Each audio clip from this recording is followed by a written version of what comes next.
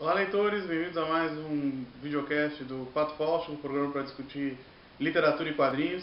E hoje vamos falar do novo romance do Ian McEwan, que mistura espionagem, metalinguagem e história de amor. Serena, Pato Fausto de hoje, depois da abertura.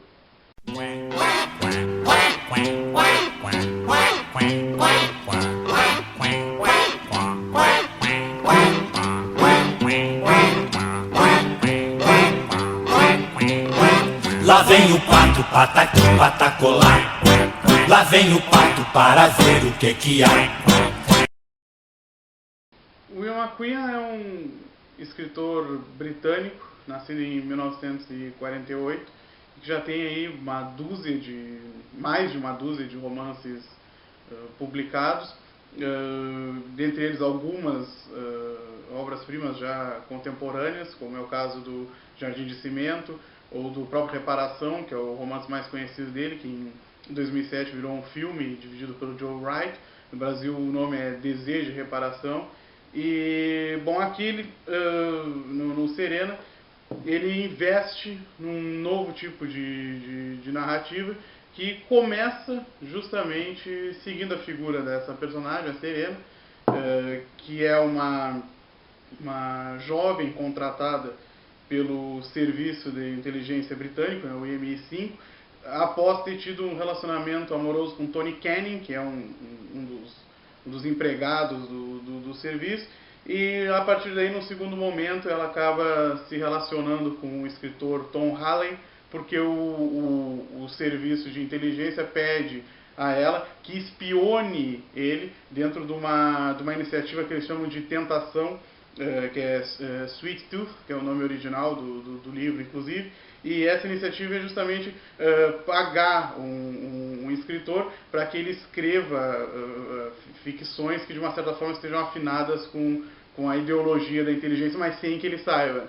Então ela começa a espioná-lo e a partir de determinado momento ela começa a ter um relacionamento amoroso com esse escritor, com Tom Hardy. Então é nesse jogo de esconde-esconde que de uma certa forma a obra se organiza, e que depois, com uma virada no último capítulo, que a gente vai ter que comentar, mas aí eu anuncio que é impossível entender o romance sem essa virada, que é a grande é o que faz esse romance realmente diferente dentre a maioria dos romances contemporâneos. Bom, esse romance narrado em primeira pessoa da Serena, ele logo no início ele apresenta algumas particularidades, como os longos resumos da protagonista sobre as suas fases iniciais da infância e da puberdade. Ela diz, por exemplo, na página 8: nada de estranho ou terrível aconteceu comigo durante os meus primeiros 18 anos, e é por isso que vou pular esse período. Em seguida, já na página 12, ela diz: se eu passei correndo pela minha infância e adolescência, então certamente vou condensar o meu tempo de aluna de graduação, né? Ou seja, ela, de uma certa forma, ela sintetiza esse período, né? O que de uma certa forma revela uma determinada autoridade narrativa que depois vai ser fundamental para a gente entender uma das possibilidades de interpretação do romance. A partir daí, essa primeira relação dela com o Tony Canning, sujeito mais velho e casado, vai ser marcada por uma série de situações que revelam a insegurança e a imaturidade da protagonista. Em várias cenas ela tenta fingir mais do que sabe, inclusive um dos personagens vai julgá-la por isso, e em outros momentos ela vai se posicionar em situações em que ela não sabe o que dizer, né? Como, por exemplo, um momento na página 113 em que ela diz assim: a minha cabeça estava cheia de réplicas cáusticas e eu queria usá-las todas de uma vez, mas fiquei calada e andei umas vezes em volta da mesa da cozinha. Aí peguei o aspirador, um aparelho industrial, e fui para o quarto menor, o que tinha o colchão ensanguentado, que é uma determinada cena lá que está se movendo. Então, em vários momentos, ela de uma certa forma vai pensar, ela vai tentar reagir a certas situações, mas na realidade o que ela vai fazer realmente de uma certa forma, se esquivar de problemas, e muitas vezes aquilo que ela pensa, aquilo que ela realmente quer dizer, não vai condizer com a realidade, não vai corresponder às atitudes dela. Isso também é super importante para a gente entender depois esse livro ao ao final, né? É super importante também nesse processo de formação, né? Porque esse romance também não deixa de ser um romance de formação, né? Seguindo as etapas da vida dessa protagonista, ela vai se posicionar enquanto leitora. Então ela lê uma série de obras, né? Porque ela gosta bastante de literatura, de letras, e tem um momento que ela diz assim: acreditava que os escritores eram pagos para fingir e deveriam usar o mundo real onde coubesse, aquele que nós todos compartilhávamos, para dar plausibilidade ao que inventam. Então, nada de palavrólio chique sobre os limites da arte, nada de demonstrar deslealdade para com o leitor ao parecer cruzar e recruzar sobre algum disfarce as fronteiras do imaginário. Então, de uma certa forma, ela se posiciona contra um tipo de ficção, que é uma ficção bastante popular atualmente, que é a ficção da metaficção, né? A ficção do desvelamento dos próprios processos de escritura, né? A ficção que se revela como ficção, inclusive tenta tirar vantagem disso, né? E isso, no primeiro momento, parece estar de acordo com a linguagem do McQueen, que, como em alguns livros dele, é uma linguagem límpida. Aqui, inclusive, ela é cronológica, né? Segue o que seria, num primeiro momento, a autobiografia da Serena. Então, de uma certa forma, isso parece andar aliado, mas no final a gente vai ver que não é bem assim, porque no último capítulo, a Serena vai ler, e aqui quem não quer saber o final vai ler o livro de volta depois, porque no último capítulo ela lê uma carta do escritor, do Tom Halley, em que ele revela que já havia descoberto a situação em que eles de espionagem, né, e decidiu ser ele também o espião enquanto escritor.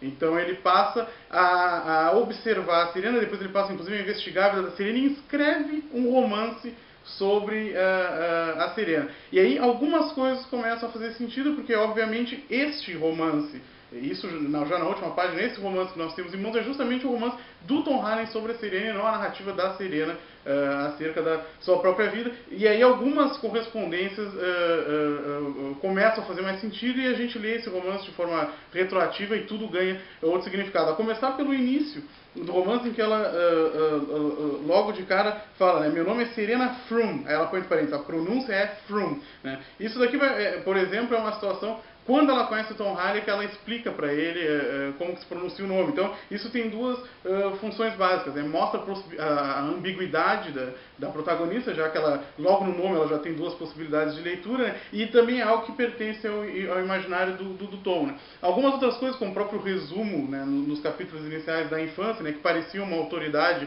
narrativa da Serena, passam a ser, na realidade, uma submissão às informações que o verdadeiro narrador tem. Além disso, todos aqueles trechos em que ela não sabia o que dizer, ou não sabia como reagir, ou em que ela pensa alguma coisa e acaba fazendo outra, também podem representar mais a inabilidade do Tom, a tentativa do Tom de compreendê-la, porque ele diz no final do livro que ele vai escrever isso também para tentar compreendê-la. Então isso pode ser muito mais um exercício dele do que uma tentativa de autodescoberta, que no primeiro momento pareceria ser essas situações em que a Serena se envolve, em que ela descreve, né? No primeiro momento a gente pensa que é ela mesma que descreve.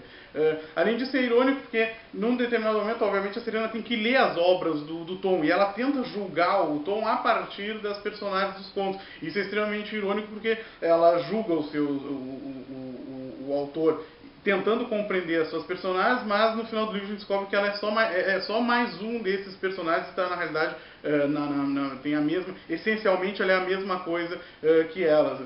Além disso, a própria estratégia do Halley, né, funciona como esse eu intercalado, né, que entre o autor, né, o McQueen, e a história principal, que é a história da Serena, que na realidade é uma tradição do romance. A gente já tem isso lá no Don Quixote, né, no historiador muçulmano Cid Hamet Benengeli, que de uma certa forma o Quixote diz no capítulo 9, o Cervantes no capítulo 9, que ele teria narrado boa parte da história do Cervantes. A gente tem também os contos lá da Cantuária do Chaucer, ou o Decamerão do Boccaccio, que alguns narradores se interpõem para contar determinadas histórias, e isso de uma certa forma é que cria, né, essa narrativa também metadiegética. Mas mais do que isso, a semelhança com o Quixote não termina aí, porque a Serena acaba tendo também aquela qualidade do personagem que tem a estrutura do livro contra si, né? A gente sabe como é que ela vê o mundo e como ela vê a ficção, inclusive, por isso que é importante a postura dela enquanto leitor, e no final a gente descobre, na realidade, que aquele mundo está organizado de uma maneira que vai contra a sua lógica, né, que a deixa em defesa aqueles artifícios que ela não domina.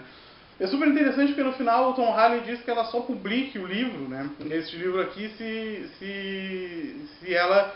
Porque ele diz que, na realidade, enquanto ele escreveu o romance, ele acaba se apaixonando, né? Nessa tentativa de se livrar, né, dessa história, ele acaba conhecendo ela a fundo e acaba se apaixonando. E diz que aquilo, na realidade, é um pedido para que eles vivam esse amor e se ela aceitar que publique esse texto. Então a publicação também é quase e ele diz que é isso, e essa obra pode ser concebida como uma obra conjunta, né? Então isso é super interessante porque terminar esse livro aqui é muito mais do que um ato de recepção, é uma ação mesmo, né? Ou seja, chegar ao fim a solucionar a vida desses dois espiões, né? E de uma certa forma dar conformação para a obra e permitir que todos esses níveis possam voltar para os seus devidos lugares. Então, um exercício de ficção bastante inteligente o Ian McQueen nos oferece nesse Serena. Eu ainda prefiro os outros que eu citei, entre outros, Jardim de Cimento, Reparação. Então procure esses livros que são muito bons, sem dúvida nenhuma é um dos melhores escritores em língua inglesa atuais, um dos meus prediletos também. E vale a pena dar uma conferida no que ele vem escrevendo, porque o sujeito é bom. Então, Serena do Ian McQueen, tem um texto lá no blog, como sempre. Se você gostou, curta lá nossas coisas. Se não gostou, desce o sarrafo. Tchau.